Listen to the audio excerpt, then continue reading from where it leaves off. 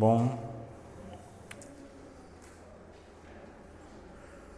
era previsto que eu fosse trazer a mensagem provavelmente no próximo domingo, mas por conta do pastor ter acabado ficando de plantão hoje, a gente adiantou para hoje.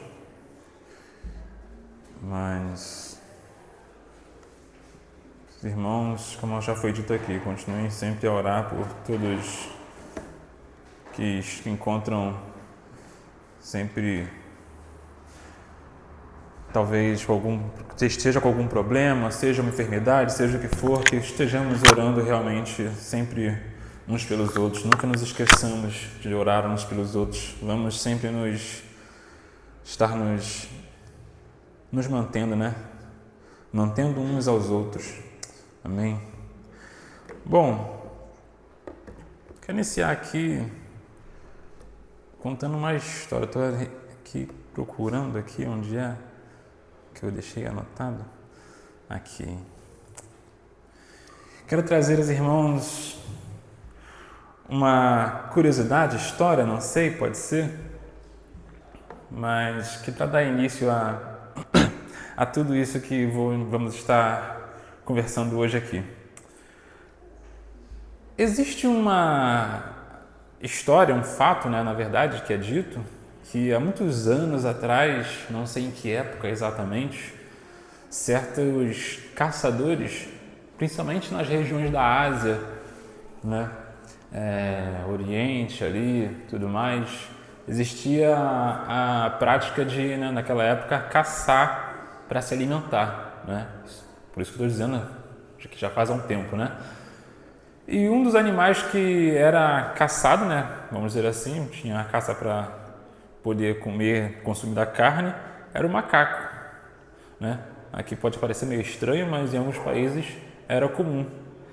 E existia uma armadilha que era feita para capturar esse tipo de animal. O macaco, né, se a gente for lembrar bem, a estrutura dele, todo o corpo dele, né, é bem volátil ali, vamos dizer, ele é sempre com bastante destreza, então talvez seja um animal difícil de ser capturado, né. Eu estava vendo, por acaso, assim, uma curiosidade que falava que uma das armadilhas que se fazia era que fabricavam pequenos vasos com pequenos buracos que era suficiente só para o macaco passar a mão dele. Ou então, às vezes, era um coco com um furo quebrado, alguma coisa assim, e colocavam alguma coisa dentro. Colocavam alguma fruta, alguma coisa ali, uma noz. Então, o macaco ele enfiava a mão dentro do vaso, pegava aquela isca que estava ali dentro, só que o que acontece? Quando ele enfia a mão está fina. Quando ele fecha a mão na isca, a mão fica grande. Então ele tenta tirar e não consegue mais tirar a mão ali. Aí o macaco se desesperava, o vaso, ou seja o que for, estava amarrado numa árvore ou em alguma coisa, e ele ficava preso ali, simplesmente. E depois o caçador vinha e capturava ele e fazia o que for. Mas eu achei, né, a armadilha mais estranha, tosca que eu já vi. Você pensar assim, mas como assim? Não é só o macaco soltar e tirar a mão?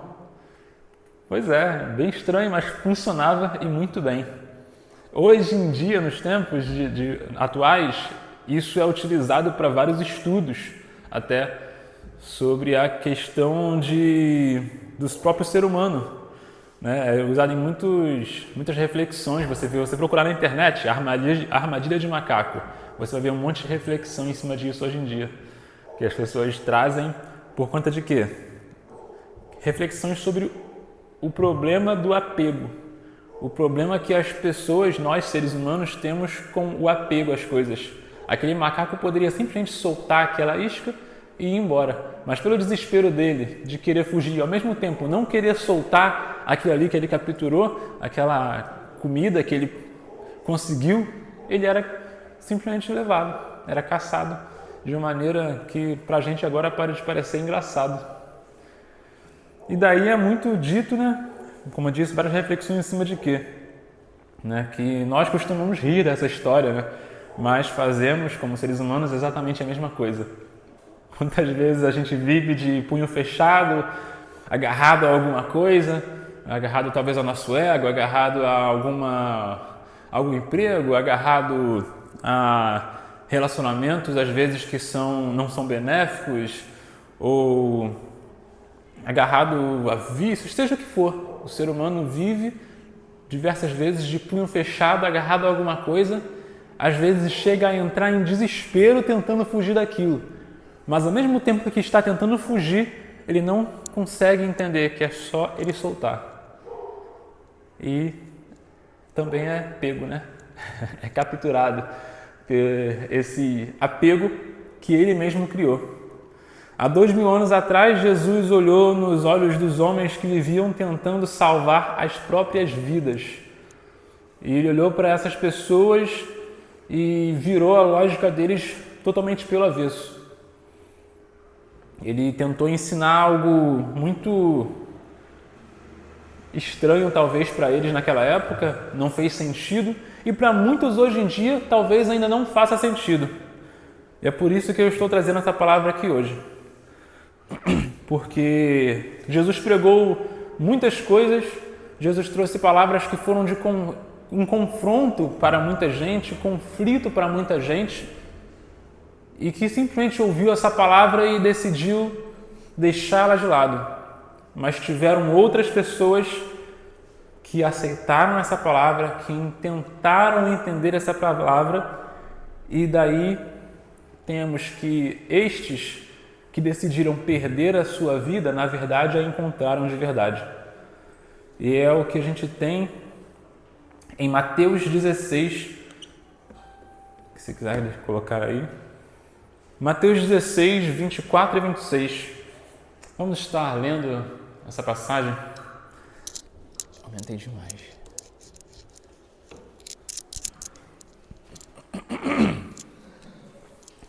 E diz assim: Então Jesus disse aos seus discípulos: Se alguém quiser vir após mim, negue-se a si mesmo, tome a sua cruz e siga-me.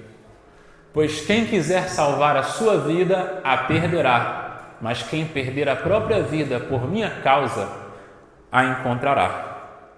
Pois que adianta o homem ganhar o mundo inteiro e perder a sua vida? Ou o que pode dar o homem em troca da sua vida? E isso é uma passagem que eu acho que muitas vezes eu vejo gerar certos entendimentos talvez não muito completos. Por isso que eu estou dizendo isso. Pois, afinal, o que é perder a sua vida por amor a Cristo? O que significa isso? Às vezes a gente vai acabar levando em conta certos dizeres de Jesus como algo muito mais complicado ou complexo do que realmente é. E às vezes, certas outras coisas vamos levar muito mais leve do que realmente era. Mas nesse caso aqui, por exemplo, o que seria então? Aquele que perder a sua vida é o quê? Largar tudo? Viajar? Tivemos notícias aí recentemente de pessoas que perderam suas vidas, literalmente, em certos países, por amor ao Evangelho. Significa que só estes que estão cumprindo realmente o que Jesus disse? É necessário que todos nós simplesmente façamos isso? Isso é perder a vida por amor ao Evangelho? Sim, também é. Mas hoje eu quero trazer aqui algo que eu possa conseguir ter certeza que todos nós consigamos compreender. Quais são todas as vertentes do que é perder a sua vida por amor a Cristo. Então seria o quê? Agir com desprezo pela sua própria existência? Talvez você poderia começar simplesmente negligenciar diversas áreas da sua vida por dizer que não, eu preciso entregar tudo para Cristo. Eu vou, como falou aqui, mas basicamente em vez de só largar tudo e viajar e ir para sei lá que país, não, vou largar tudo por aqui, vou deixar tudo e vou simplesmente ser um nômade, não sei, eu vou, vai se agir de uma forma e viver de uma forma que vai autoflagelar a sua própria vida, negligenciar a sua saúde, talvez, ou negligenciar a sua família, talvez. Não é exatamente isso, né? A gente tem que compreender que perder a vida por Cristo, seja qual for a totalidade disso, vai sempre significar abrir mão do quê? Do trono da sua própria vida. Seria renunciar à sua autonomia, simplesmente. Renunciar à sua autonomia para se submeter às vontades, aos planos e às prioridades de Cristo. Amém? Então podemos encerrar, né? Enfim, tem um filme, eu gosto às vezes de trazer, né, certas coisas que às vezes não são exatamente, parece que não foram feitas como no meio gospel, evangélico, mas que às vezes são histórias que eu acho impressionantes. Tem um filme que eu sempre digo que é o meu filme favorito, tá? Quem quiser ver depois, eu até explico melhor o nome e falo, né? Mas o nome do filme é A Vida Secreta de Walter Mitty. Eu amo esse filme, realmente. E falando rapidamente assim sobre o filme, né? Você vê ali que ele é um homem comum, que basicamente é aquele estilo de pessoa invisível no trabalho dele, ele faz até as coisas do melhor jeito possível ali, mas não é uma pessoa vista, é uma pessoa substituível, vamos dizer assim, né? Como muitos são, no trabalho, né? Vamos dizer assim, só fazem o que precisa e acabou, tá bom? Beleza? Ele trabalhava para uma revista, só que esse homem, embora tão invisível ali no meio daquela empresa toda, ele intermediava as fotos de um famoso fotógrafo, né? Que sempre enviava para ele as fotos. E ele que pegava, separava quais eram as melhores fotos, era um dos fotógrafos mais famosos do mundo. O fotógrafo trazia fotos incríveis de cenas extraordinárias em lugares extraordinários. E ele, né, aquele homem invisível ali, ele separava as fotos e colocava lá na revista. Aí a diretoria muda e decidem que o cargo dele não era mais necessário, porque iam fazer a revista de outra maneira, ia fazer agora online e tudo mais. E daí falam, vamos fazer uma última edição. E a gente soube que o fotógrafo lá vai trazer uma série de fotos que ele disse que é a quinta essência dele, as melhores fotos da vida dele. E quando o Walter está lá separando as fotos, ele vê que faltava uma. E ele levava o trabalho dele extremamente a sério. O que ele decide fazer? Eu vou atrás desse cara para pegar essa foto. E ele era um cara que ele vivia em desvaneios heróicos, vamos dizer assim.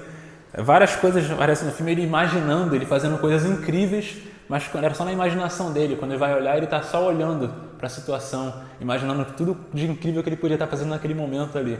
Mas nessa hora não, ele decide sair, viaja pelo mundo e começa a pegar todas as fotos que o cara enviou e seguir os passos dele em cada lugar, até tentar chegar no cara.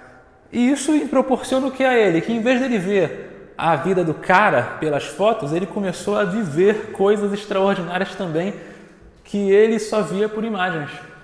Eu acho muito maneiro o filme. Não vou dar mais spoiler do que isso, quem quiser ver, tá bom? Depois tem um plot muito bom. Mas eu achei muito legal assim, a maneira que a vida dele muda e vira de cabeça para baixo totalmente. Eu olhando assim, quando eu vi esse filme a primeira vez, faz muito tempo, eu achei muito bonita a mensagem dele do que ela traz. De que era o quê? De que ele só passou a viver realmente quando ele abandonou tudo aquilo que ele se sentia seguro e começou a assumir riscos reais. E mais uma vez eu vou falar, né? Não estou dizendo que a gente trazendo agora para o meio cristão, né? Que a gente tem que simplesmente agora sair, não, vou viver a minha fé, vou viajar, vou... Mas a questão máxima é de quantos cristãos vivem uma fé secreta. Quantos cristãos vivem uma fé cheia de teorias, cheia de boas intenções? Se às vezes você perguntar sobre boas ações, sobre perdão, sobre amor, muitos cristãos vão falar tantas coisas incríveis e lindas, né? Mas quando a gente às vezes está num âmbito ali mais pessoal entre nós conversando e talvez pedir para aquela pessoa dar um exemplo sobre aquilo, às vezes ela tem entendimentos profundos do que é viver o amor, mas às vezes ela vai perceber que ela não está tendo tantas oportunidades de viver esse amor, ela não tem tantos exemplos na própria vida do que é viver esse amor. Então, muitas das vezes não é uma questão de que a pessoa não está tendo oportunidades para viver esse amor. É que muitos de nós cristãos não estamos tendo o quê? Sentindo segurança em arriscar se entregar a Deus. E o que vai ser isso? Por que vai ter às vezes essa insegurança de arriscar se entregar a Deus? Por quê? Porque você talvez vai ter medo de perder. E aí a gente chega no versículo de Jesus, aquele que perder a sua vida. A maioria das vezes nós vamos deixar de experimentar coisas mais profundas com Deus, coisas realmente mais intensas do reino de Deus, porque nós deixamos de entender o que era perder a nossa vida por Ele. Mas vamos entender também algumas perguntas. Primeira de todas seria: o que você precisa perder?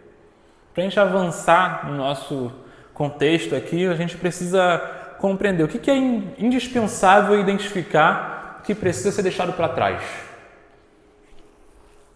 A gente pode levantar hipóteses, exemplos, não sei, maus hábitos, às vezes, vai ser um simples mau hábito que a gente tem, um mau hábito de alguma rotina que rouba nosso tempo, um mau hábito de alguma coisa que tire o nosso tempo com a nossa família, que tire o nosso tempo de oração, que tire o nosso tempo de leitura da palavra.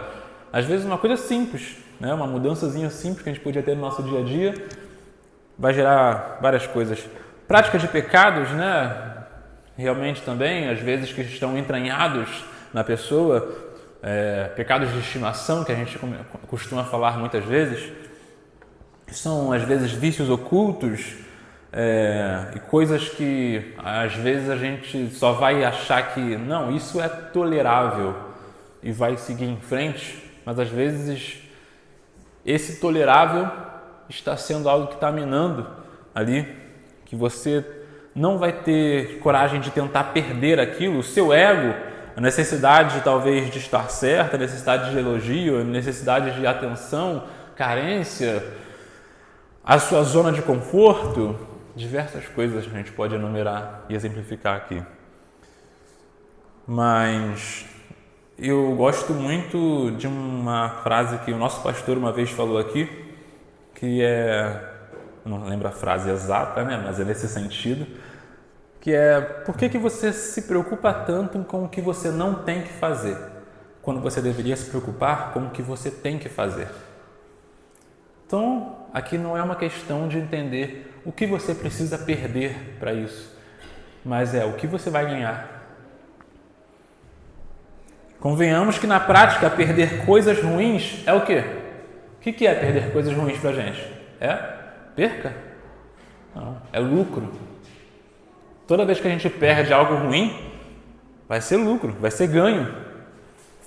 Então não podemos em nenhum instante deixar a nossa mente nos enganar, o nosso ego nos enganar, seja o que for, o inimigo nos enganar, achando que a gente vai ter uma perca de alguma coisa que na verdade está nos fazendo algum mal, que está nos impedindo de algo.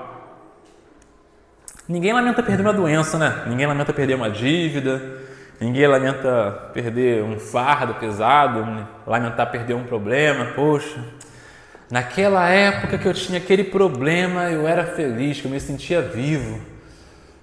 Eu acho que ninguém tem esse pensamento. Então, exatamente da mesma maneira, a gente também tem o quê? Tem que ter a consciência de que perder coisas que nos afastam de Deus sempre vai ser lucro, mesmo que essas coisas no momento possam parecer que são uma perca. O apóstolo Paulo, ele foi o maior exemplo, né, vamos dizer assim, da Bíblia ali, do que significa perder para ganhar. Na minha opinião, humilde opinião, né, que ele até escreveu em Filipenses 3, bota aí, Filipenses 3, de 7 a 8. Tem uma passagem que ele fala um pouco sobre a questão de perder. Aí. Contudo, o que para mim era lucro, passei a considerar como perda, por causa de Cristo.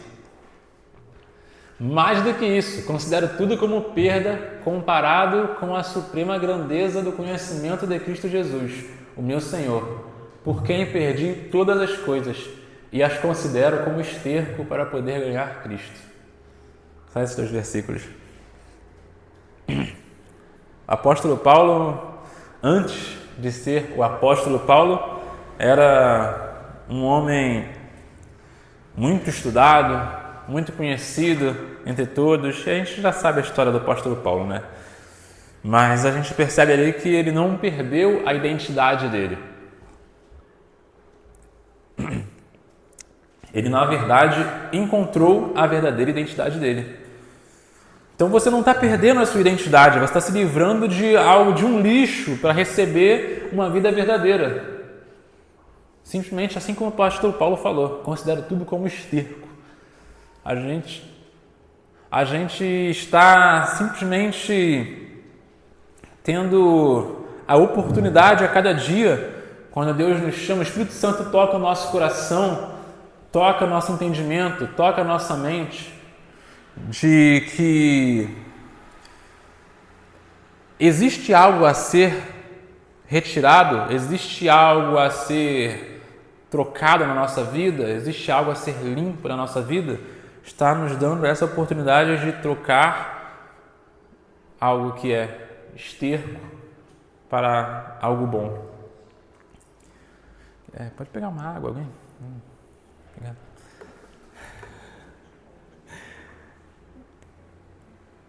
Enfim, então a gente vai entendendo, andando aos poucos, compreendendo que cada vez mais o que significaria então, como eu falei, o perder a vida, ganhar, o que significa isso tudo? Você entende ali até com o exemplo de Paulo, até mesmo, né, com essa metáfora, vamos dizer, que eu falei do filme, que o quê? Que é uma pessoa que consegue entender o que é que ela precisa perder para ganhar em Cristo, ela está em busca do quê? Do sentido real da vida dela.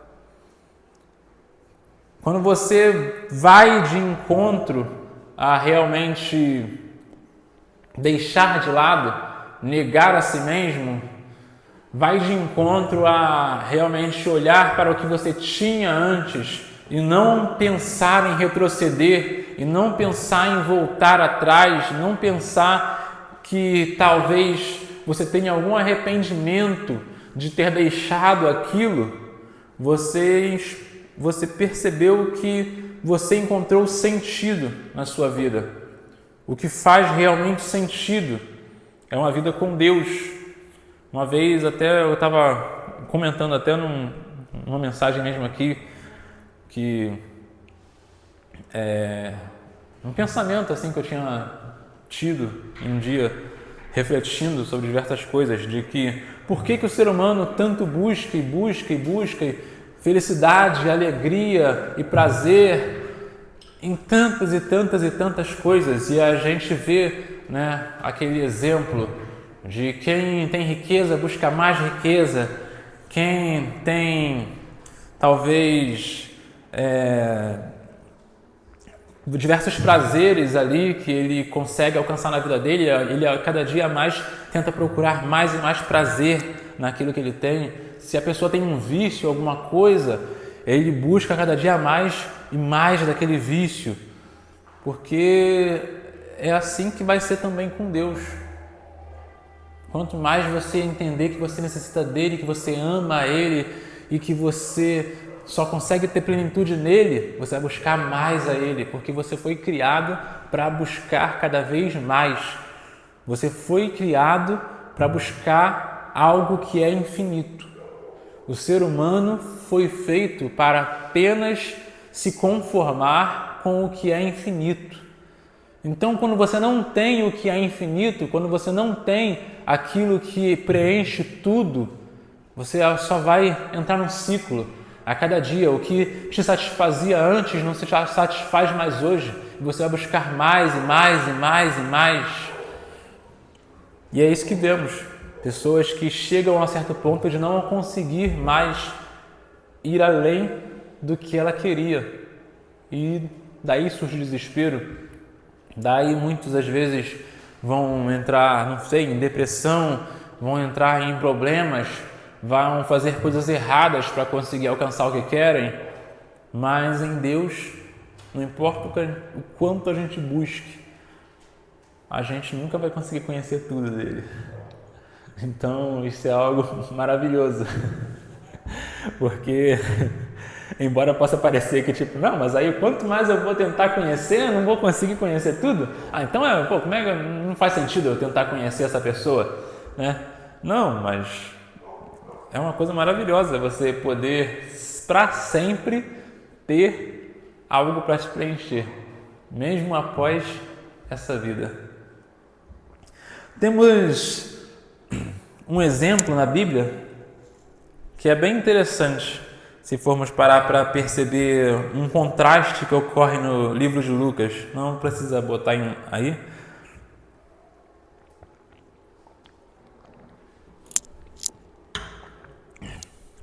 Mas no capítulo 18 de Lucas, temos uma passagem bem breve ali, que Jesus encontra com um jovem, o famoso jovem rico, né? O que ele fala? Que ele guardou todos os mandamentos, que ele desde novo foi criado naquilo e tal. Jesus confronta ele e fala, não, então abre mão de todas as suas posses. Aí ele olhou e fez o quê? A Bíblia diz que saiu profundamente triste, né? E foi. A Bíblia não diz o que aconteceu depois daquilo, né? Mas ao que tudo indica, o que ocorreu? Ele salvou a vida material dele e perdeu a vida real. E é interessante que isso é no capítulo 18 e no capítulo 19 a gente tem um outro exemplo, que é o de Zaqueu. Logo após um capítulo ali, ocorre o quê? Um homem desonesto, também com grandes posses, encontra Jesus e ele basicamente faz o que Jesus falou com o outro moço um capítulo atrás. Só que dessa vez Jesus nem precisou confrontar ele. Ele mesmo voluntariamente foi lá e falou, não, eu vou dar 4 vezes, né? Eu vou restituir 4 vezes mais tudo que eu roubei. Eu vou doar tudo que eu tenho, entendeu? Metade de tudo que eu tenho, acho que ele diz, né? Isso, vou voluntariamente doar metade dos meus bens, restituir 4 vezes mais tudo aquilo que eu já roubei um dia. E diz o que é o resultado na Bíblia? Jesus diz que naquela casa a alegria e salvação finalmente chegou. Então temos aí um resultado de quê? Desse contraste. Basicamente o que Jesus falou no versículo que a gente leu aqui. Que quem tentou segurar a sua própria vida saiu carregado e amargurado. E aquele que abriu mão e abriu as mãos para Deus, né, experimentou o que? Alívio. Experimentou algo que tirou a prisão que ele tinha do apego que escravizava ele. Percebeu que a entrega libertava. Aqui a gente está falando talvez nesses 2 exemplos de riquezas, né? Mas, como eu falei, só que riqueza geralmente é um exemplo muito fácil de comentar. Mas eu acho que não tem ninguém rico aqui, né, de bens materiais. Mas somos ricos da graça de Deus, né? Da misericórdia de Deus, glória a Deus, amém. E que sejamos continuamente ricos disso, ricos dessa graça, ricos de quê? Ricos de entrega a Deus. Entrega, como a gente mesmo fala em muitos momentos de dízimo aqui, entrega que não é de bens, de dinheiro simplesmente. Tudo bem, temos que manter esta casa, temos que manter essa igreja, né? Então, a gente faz isso por amor, mas antes de tudo, entregar nosso coração. Assim como diz a música, te dou o meu coração e tudo que há em mim. E eu entrego tudo a ti. Hoje de manhã a gente teve uma EBD falando sobre adoração, que nosso irmão Diogo trouxe aí, que até deu esse exemplo, né, dessa música. E é isso, a gente ter essa consciência de que é a entrega. Mas voltando às perguntas que eu trouxe aqui, o que você tem medo de perder? Por que relutamos em dar um próximo passo com Deus, talvez? Por que tememos perder o controle das finanças? Por que tememos perder o respeito de amigos, talvez? Temos medo, talvez, da desaprovação de alguma pessoa, talvez uma pessoa próxima, um familiar. Temos medo de perder prazeres momentâneos. Esse medo nos paralisa, porque a gente confia mais no quê? Na nossa capacidade de tentar manter a nossa vida. Isso é algo natural do ser humano. Isso é algo que ocorre naturalmente em toda pessoa. Todas as vezes, a gente sempre tem a tendência a confiar na nossa capacidade de nós mesmos cuidar de nós. Simples assim. E é às vezes muito difícil de simplesmente confiar no cuidado de Deus. Por quê? Confiar no cuidado de Deus é o quê? É simplesmente viver fora de controle. Não é viver loucamente, né? Fora de controle hoje em dia é um sinônimo para... Parece que ele está fora de controle. Você viver sem o seu controle, você viver sem o seu volante, né? Você ter um carro autônomo, hoje em dia ele tem, ó, bota lá no carro lá, para onde você quer ir. Aqui no Brasil, eu não sei se já tem, mas muitos países aí já tem o carro autônomo, o carro chega sem motorista, Uber chega sem motorista, te pega e te leva para onde você precisa ir. Entendeu? É tecnologia. Mas aí, enfim, exatamente isso com Deus. É você olhar e pensar, não, Deus está no controle. Aí surgiu alguma coisa meio estranha assim no caminho, parece estar estranho, você acha que está meio ruim, o que você vai fazer? Peraí, deixei de qualquer jeito e deu ruim, né? Não, para você olhar, não. Eu estou fazendo o que eu posso, estou me esforçando no que eu preciso me esforçar, estou realmente me empenhando da maneira que eu precisava, da maneira correta, e Deus está fazendo aí as coisas. Isso não seguiu da maneira que eu achava, mas Deus está no controle. E a gente consegue, então, assim, começar a entregar o quê? Entregar o nosso dia a dia, entregar as nossas ações momentâneas, as nossas ações corriqueiras, que é isso que realmente importa. Quando a gente começa a ter essa capacidade de sentir prazer realmente em conseguir fazer com que as nossas ações momentâneas e corriqueiras sejam entregues a Deus, aí que as coisas realmente mudam. Aí que a gente consegue realmente entender que aos poucos a gente vai ganhando mais alegria, ganhando em paz, ganhando em todos os frutos do Espírito. Porque, no final das contas, o que adiantaria você ter medo de perder algo? Porque, afinal, o que é que você tem? O que eu tenho? O que você tem? O que o outro lá tem?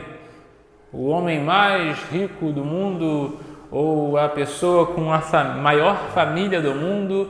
Ou a pessoa, sei lá... Que exemplo que eu posso dar? O que essa pessoa realmente tem no final das contas? Além do que? Além do que Deus permitiu ter. Agora, completando a pergunta, realmente você vai poder responder: nada. O que eu tenho além do que Deus me permitiu ter? Nada. O que eu tenho que não foi Deus que me deu? Nada. Desde o meu nascimento, a minha vida, foi tudo que Ele me deu. Esse corpo aqui que eu estou usando aqui, ó, movimentando, foi Ele que me deu. Essas roupas que eu estou usando aqui, foi Ele que me deu. Foi tudo Ele que me deu. Porque a partir do momento que Ele me permitiu ter, eu tenho consciência que Ele me deu. É um presente e agradeço. Então, da perspectiva da eternidade, nós viemos ao mundo sem nada e não levaremos nada. Que é o que, diz em Jó, passagem muito conhecida, tem até a música com isso, Jó 1:21, que nu saí do ventre da minha mãe, nu voltarei ao pó, bendito seja o nome do Senhor. Bota em 1 Timóteo 6:7 aí, 1 Timóteo 6:7. Então, do que adianta reter o que é passageiro com as mãos fechadas, como a história do macaco que eu falei lá no início? O que adiantaria pegar ali com um macaquinho, fechar o punho, puxar, achando que vai conseguir reter uma coisa que é passageira, se apegar ao que no fim vai virar pó? Em 1 Timóteo 6:7 diz: pois de nada trouxemos para este mundo, e dele nada podemos levar. Uma verdade muito clara, absoluta, que acho que todo mundo sabe. Muitos esquecem, mas todo mundo sabe. Não adianta chegar e falar que tem alguém que não saiba disso. Isso é uma verdade que é absoluta. Mas realmente, por esquecer, é que é o problema.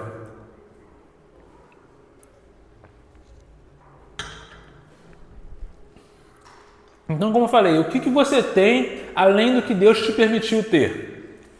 Sabemos que nada.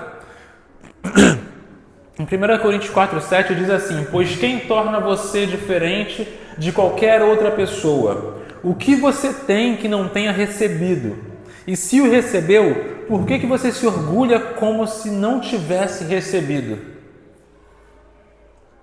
Diga, o que você tem que não tenha recebido? Quem te torna diferente de qualquer outra pessoa?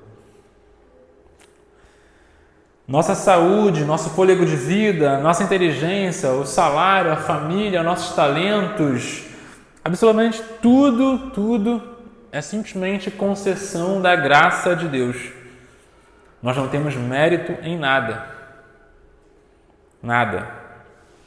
Então, se não temos mérito realmente de nada, não é que simplesmente agora nós vamos ficar, vamos sempre acho importante, colocar esses pontos, não é que vamos ficar parados, simplesmente pedindo a Deus e pronto, mas é que mesmo o resultado do nosso esforço, qualquer mínima variável na nossa vida pode mudar tudo. E sabemos que nós não temos controle sobre nenhuma mínima variável. Como quando a gente tenta participar de uma rifa, um sorteio, alguma coisa, que tem como controlar aquilo? Várias pessoas, todo fim de ano, vai lá, está na mega da virada. Se eu ganhar, vou mudar de vida. Alguém muda de vida por aí. Mas alguns outros milhões, não sei, só fica lá na expectativa. E aí, qual que era aquela mínima variável que podia ter mudado para aquela outra pessoa ganhar? E daí a outra pessoa que ganha lá, eu sou muito sortudo. Nossa, tá lá 30 anos apostando. Nossa, eu sou muito sortudo. Aí aconteceu. Mas o que é que temos mérito afinal? Mesmo que seja uma coisa que foi esforço nosso, como a gente diz assim, eu me formei, estudei, eu batalhei por esse emprego. Naquele dia que você foi na entrevista, o ônibus podia ter quebrado, entendeu? Eu mesmo, uma vez, eu fui fazer Enem, eu passei mal na van, na segunda fase do Enem, na época. Fiz a primeira prova, fui fazer a segunda, no meio do caminho passei mal pra caramba, não aguentei. Tive que descer da van no meio do caminho, não tinha como chegar na hora no local. Senão eu ia ser mais um daqueles que ia ser filmado, chegando atrasado, passando na televisão. Lá, chegou atrasado pro Enem! Eu só voltei pra casa mesmo, andando, do meio do caminho para casa andando, porque não aguentava pegar um ônibus, senão ia passar mal de novo. E aí? Então, do que adiantaria você achar que não, eu que batalhei, fiz isso, fiz aquilo, um jogador de futebol que tanto treinou, se tornou o melhor, se acidenta, quebra uma perna, lesiona o joelho, acabou. O que valeu todo o esforço? Valeu ali a carreira que ele teve. Mas uma mínima coisa, uma simples pedrinha, um simples degrau mais alto que ele pode tropeçar, pode acabar com a carreira. Então, o que é mérito de seu esforço? Além de Deus, a todo instante, te protegendo e te guiando e te guardando das mínimas variáveis que você não percebe que Ele te protege. Eu costumo sempre agradecer muito a Deus, o quê? Muito obrigado, Deus, por todos os livramentos que nem mesmo percebi. Realmente, tantas esquinas que eu virei antes do cara de moto chegar e eu nem soube. Quantas aleatoriedades que eu podia ter passado na minha vida. Eu não sei, nunca vou saber, graças a Deus. Entendeu? Melhor não saber. Então, o que é que temos além de concessão da graça de Deus?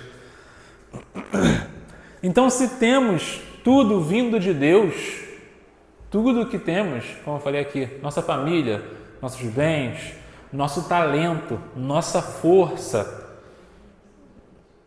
Se você passou no lugar errado, você pode, por exemplo, na época da Covid, vamos dizer, como que era? Pegar uma doença altamente contagiosa.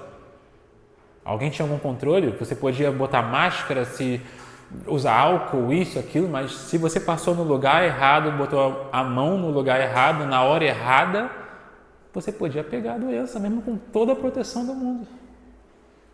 Um resfriado é assim. Você às vezes não entende de onde ficou resfriado. Ah, porque ficou frio. Às vezes não. Passou do lado da pessoa que acabou de espirrar ali, você passou no espirro dela. E ficou resfriado. Você não sabe. Então, se é o que temos, até a nossa saúde é algo que Deus está nos dando, então como você tem usado aquilo que Deus te permitiu ter?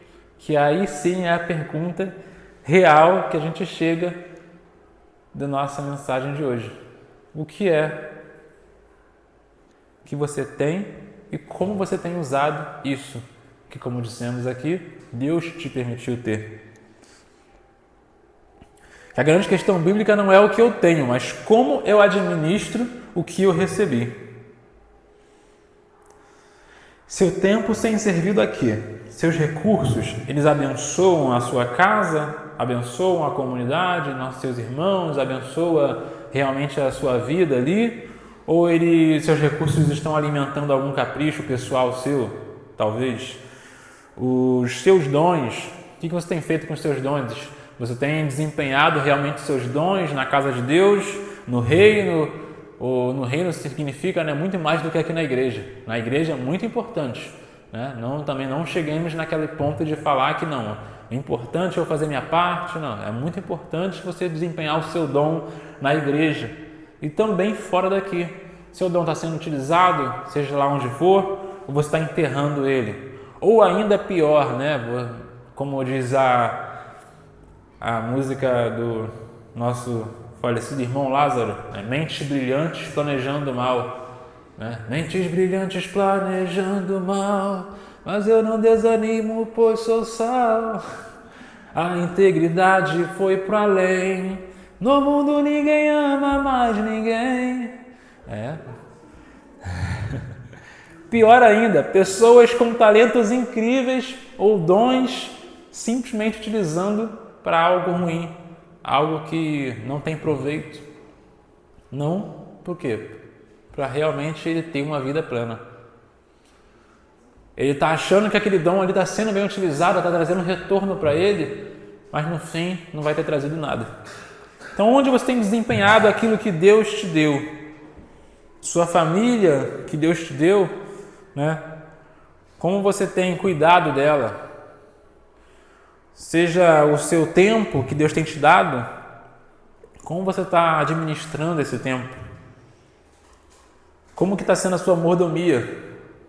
Você muitas vezes vai acabar achando que você é dono de algo, vai ficar com medo de como que você está usando aquilo, achando que se você usar de uma forma ou de outra vai estar desperdiçando aquilo, porque você fica desesperado, porque você se acha dono daquilo.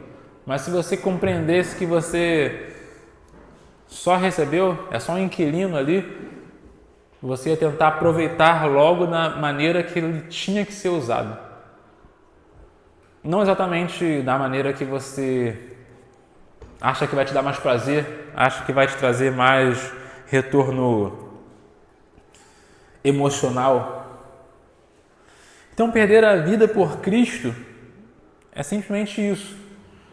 Resumindo, viver por Ele. Viver para Cristo é basicamente você, como eu falei, não é viver trancado aqui no templo, enfurnado na igreja. Muitas das vezes vão ver esse tipo de exagero, de que a pessoa às vezes vai colocar até um cargo da igreja acima da família dele. E era uma coisa antigamente muito simples de ser vista, né? Hoje em dia eu creio, né? Eu tenho visto menos esse tipo de coisa, não sei, talvez seja só o meu âmbito que eu vivo. Mas a gente até vê muito, às vezes, eu vejo muito na internet, às vezes, pessoas conversando sobre isso, né? Falando, né, que o pilar, né, das prioridades, né? Deus, família e igreja. E, realmente, você tem que servir o seu lar, né? E também depois servir a igreja. Mas qual que é o problema? A igreja está ali, na lista de prioridades. Não é que não, a família vem antes, aí deixa a igreja para lá. Não, também é isso aí. A gente tem que entender que quando a gente tem uma lista de coisas para se fazer e essa lista tem prioridades, não significa que o que está na prioridade maior cancela a que está em prioridade menor. Entendeu? Em todas as coisas que a gente aprender sobre Cristo, que são as mais importantes a serem feitas, a gente não pode desconsiderar o que vem depois, que talvez pareça menos importante, pois tudo é um todo, tudo é importante, tudo que Jesus nos ensinou é importante. Então, a gente precisa transformar a nossa rotina comum em um culto. Precisa transformar a nossa rotina comum em adoração a Deus, nossa rotina comum ser algo corriqueiro, estar em espírito de oração. Na nossa rotina comum ser corriqueiro, a gente está meditando numa palavra que a gente leu. Às vezes não tem tempo para ler a Bíblia aqui e tal.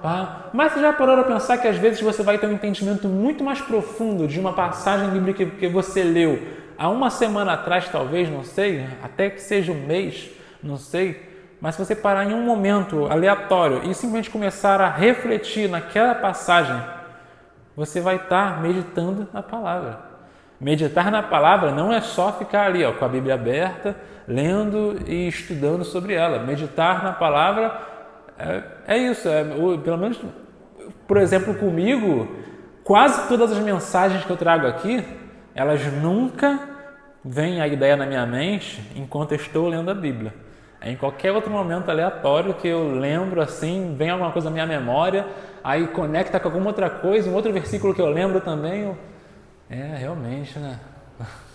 Alguma coisa que você ouviu no meio da rua, leu em algum lugar aleatoriamente, mensagens que às vezes você vai ver motivacionais, que você vai conectar com o versículo. Nossa, né? A Bíblia diz isso aí. Que muitas coisas são baseadas na Bíblia, que a gente vê hoje em dia. Muitas coisas motivacionais que a gente vê hoje em dia são baseadas na Bíblia. E isso é meditar também. Meditar na palavra do Senhor. Não tenho tempo para estar lendo, ok. Mantenha seu pensamento. Seu pensamento em adoração a Ele, seu pensamento em oração. Mantenha seu pensamento em meditação. Lógico, né? No momento que você puder fazer isso. Quando está no seu trabalho, por exemplo, e tem que dar a sua capacidade mental para o seu trabalho, por exemplo, você vai dar a sua capacidade mental para o seu trabalho. Por quê? Porque trabalhar com integridade em plena segunda-feira também é serviço para a glória de Deus, entendeu? trabalhar sempre com um sorriso, não é sempre precisa estar sempre com um sorriso, né? Mas trabalhar sempre ali com prazer em desempenhar o seu melhor no seu trabalho, também é oferecer o seu melhor para o reino de Deus. A Bíblia nos ensina isso, Jesus nos ensina isso. Então, amar o seu cônjuge, né? Você vai estar fazendo o quê? Você vai estar oferecendo isso para o reino. Se você cuida dos seus filhos com paciência, você está oferecendo isso para o reino de Deus. Você tem dedicação ali no lar, dedicação em ensinar, né, os preceitos de Deus aos seus filhos, a conversar de vez em quando com o seu amigo sobre uma coisa ali. Você conversa tanta coisa com o seu amigo, tanta coisa. Chega em um momentozinho ali aleatório, você podia ali, ó, caramba, não estava pensando aqui numa coisa que às vezes as pessoas são assim, né? Se preocupa, tipo o que eu estou falando aqui agora, né? Ouvi assim uma vez um cara lá falando que às vezes a gente se preocupa tanto com as coisas, né? Mas eu realmente estava pensando aqui comigo que Deus tem sempre cuidado, tal, pá. Aí a pessoa às vezes vai olhar, mas tá bom, ó, falou alguma coisa. Podia falar e depois continua falando outras coisas. Aí você ofereceu um pedaço do seu tempo e uma coisa mínima ali. Então, viver para Ele significa tudo isso. Vou recusar uma mentira na escola, no trabalho, na faculdade, seja lá onde for. Eu estou vivendo para Ele. Vou deixar a preguiça de lado, né, e agir, fazer o que eu preciso fazer. Estou vivendo para Ele. Inúmeras coisas vão sempre significar o quê? Viver para Ele. Viver para Ele é tomar decisões diárias numa ótica que seja isso aqui agrada a Deus ou não?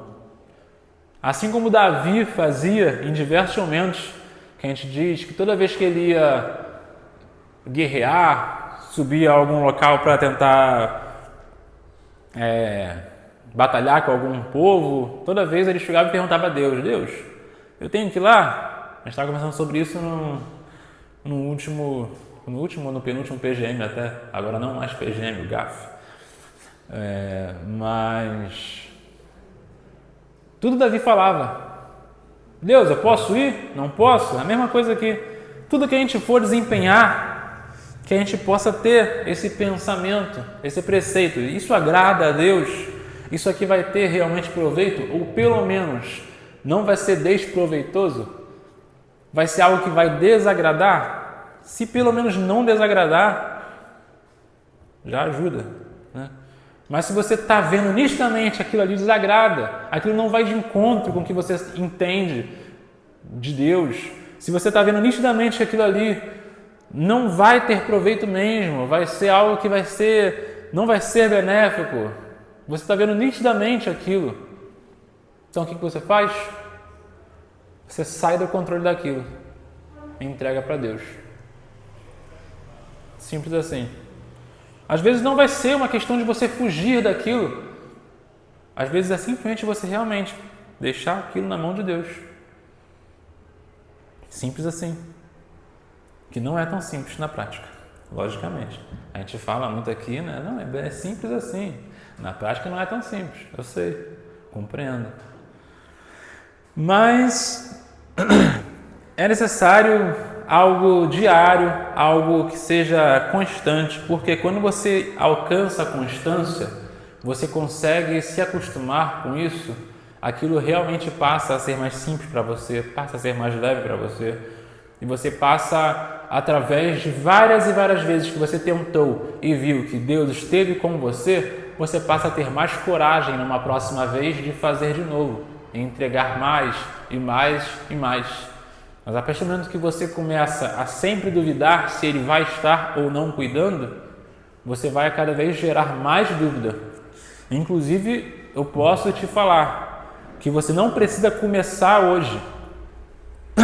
É só você olhar para trás, porque isso já aconteceu e está acontecendo até hoje.